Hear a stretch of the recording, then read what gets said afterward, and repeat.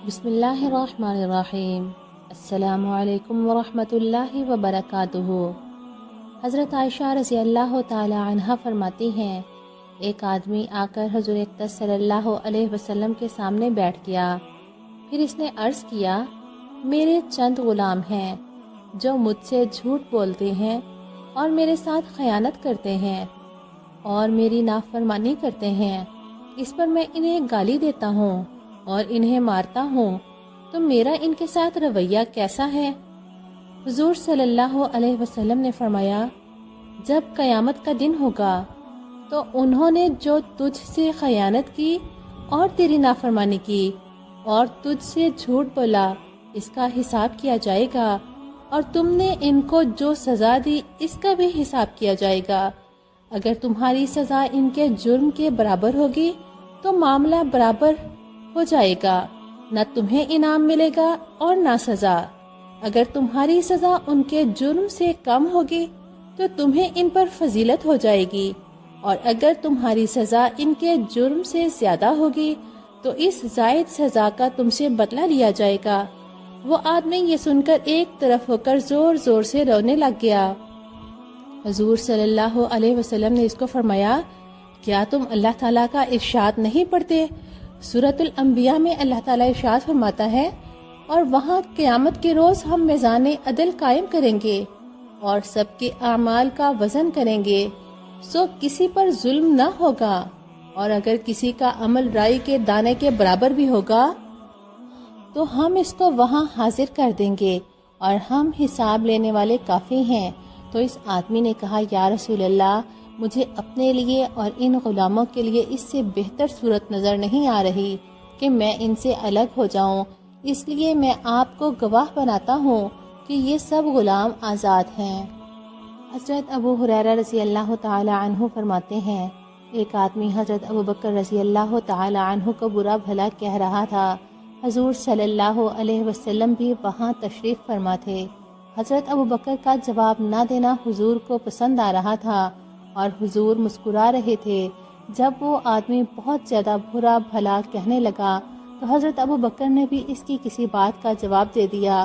اس پر حضور ناراض ہو کر وہاں سے کھڑے ہو کر چل دیے۔ حضرت ابو بکر بھی پیچھے چل پڑے اور جا کر حضور صلی اللہ علیہ وسلم سے عرض کیا، یا رسول اللہ، وہ مجھے برا بھلا کہہ رہا تھا تو آپ بیٹھے رہے، جب میں نے اس کی کسی بات کا جواب دیا تو آپ کو غصہ آ گیا اور آپ کھڑے ہو گئے۔ حضور نے فرمایا، پہلے تمہارے ساتھ ایک فرشتہ تھا جو تمہاری طرف سے جواب دے رہا تھا، جب تم نے اس کی کسی بات کا جواب دے دیا تو شیطان بیچ میں آ کدا اور فرشتہ چلا گیا، اور میں شیطان کے ساتھ نہیں بیٹھ سکتا۔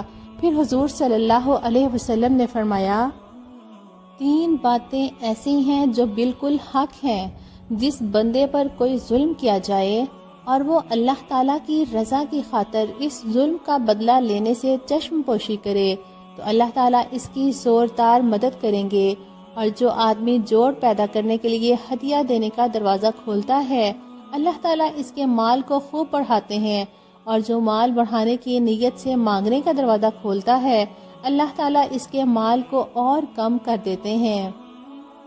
حضرت بحی رحمۃ اللہ علیہ کہتے ہیں، حضرت عبداللہ بن عمر رضی اللہ تعالی عنہ نے حضرت مقداد رضی اللہ تعالی عنہ کو برا بھلا کہہ دیا، تو حضرت عمر نے فرمایا، اگر میں عبداللہ کی زبان نہ کاٹوں تو میرے اوپر نظر واجب ہے۔ لوگوں نے حضرت عمر سے اس بارے میں بات کی اور ان سے معافی کی درخواست کی۔ حضرت عمر رضی اللہ تعالی عنہ نے کہا، مجھے اس کی زبان کاٹنے دو تاکہ آئندہ حضور اقدس صلی اللہ علیہ وسلم کے کسی صحابی کو گالی نہ دے سکے۔ حضرت بحی رحمۃ اللہ علیہ کہتے ہیں، حضرت عبداللہ بن عمر اور حضرت مقداد رضی اللہ تعالی عنہم کے درمیان ذرا بات بڑھ گئی، اور حضرت عبداللہ نے حضرت مقداد کو گالی دے دی۔ حضرت مقداد نے حضرت عبداللہ کی ان کے والد حضرت عمر سے شکایت کی، تو حضرت عمر نے نظر مان لی کہ وہ حضرت عبداللہ کی زبان ضرور کاٹیں گے۔ جب حضرت عبداللہ کو اپنے والد سے خطرہ ہوا تو انہوں نے کچھ لوگوں کو اپنے والد کے پاس سفارش کے لیے بھیجا۔ ان کی بات سن کر حضرت عمر نے فرمایا، مجھے اس کی زبان کاٹنے دو تاکہ یہ مستقل قانون بن جائے جس پر میرے بعد بھی عمل ہوتا رہے۔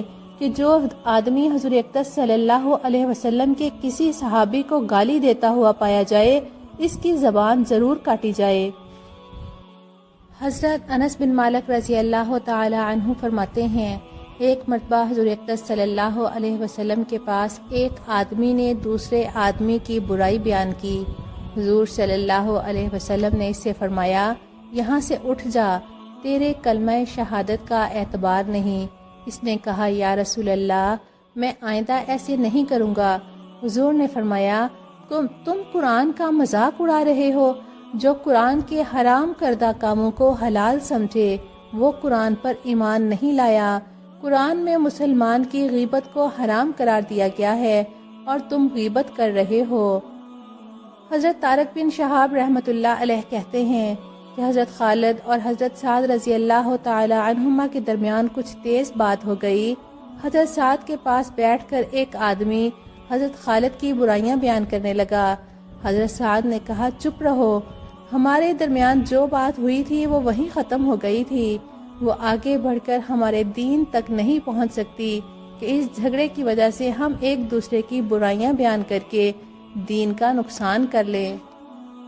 حضرت عمر رضی اللہ تعالی عنہ فرماتے ہیں، حضور اقدس صلی اللہ علیہ وسلم کے زمانے میں ایک آدمی تھا جن کا نام عبداللہ تھا اور ان کا لقب حمار تھا۔ وہ حضور اقدس صلی اللہ علیہ وسلم کو ہنسایا کرتے تھے۔ حضور نے انہیں شراب نوشی کی وجہ سے کوڑے بھی لگائے تھے، چنانچہ انہیں ایک دن لایا گیا، انہوں نے شراب پی رکھی تھی۔ حضور نے حکم دیا کہ انہیں کوڑے لگائے جائیں، چنانچہ انہیں کوڑے لگائے گئے۔ اس پر ایک آدمی نے کہا، اے اللہ، اس پر لعنت بھیج، اسے شراب پینے کے جرم میں کتنا زیادہ لایا جاتا ہے۔ حضور صلی اللہ علیہ وسلم نے فرمایا، اسے لعنت نہ کرو۔ اللہ کی قسم، جہاں تک میں جانتا ہوں یہ اللہ اور اس کے رسول سے محبت کرتا ہے۔ حضرت عمر رضی اللہ تعالی عنہ فرماتے ہیں، ایک آدمی کا لقب حمار تھا۔ وہ حضور اقدس صلی اللہ علیہ وسلم کو گھی کی کپی اور شہد کی کپی ہدیہ میں دیا کرتے تھے۔ جب گھی اور شہد والا ان سے قیمت لینے آتا تو اسے حضور کی خدمت میں لے آتے اور عرض کرتے، یا رسول اللہ، اسے اس کے سامان کی قیمت دے دیں۔ اس پر حضور صلی اللہ علیہ وسلم صرف مسکراتے اور کچھ نہ فرماتے۔ پھر آپ کے فرمانے پر قیمت اس کو دے دی جاتی۔ ایک دن ان کو حضور کی خدمت میں لایا گیا، انہوں نے شراب پی رکھی تھی۔ اس پر ایک آدمی نے کہا، اے اللہ، اس پر لعنت بھیج، اسے شراب پینے کے جرم میں لایا گیا ہے۔ حضور نے فرمایا، اسے لعنت نہ کرو، اللہ کی قسم، جہاں تک میں جانتا ہوں یہ اللہ اور اس کے رسول سے محبت کرتا ہے۔ اللہ پاک ہمیں اپنے پیارے حبیب کی سنتوں کو زندہ کرنے اور اپنے صحابہ کی طرح زندگی گزارنے کی توفیق عطا فرمائے، اور ہمیں قیامت میں حضور کی شفاعت نصیب فرمائے، اور دنیا اور آخرت میں عافیت اور اپنا فضل نصیب فرمائے۔ آمین۔ وآخر دعوانا ان الحمد للہ رب العالمین۔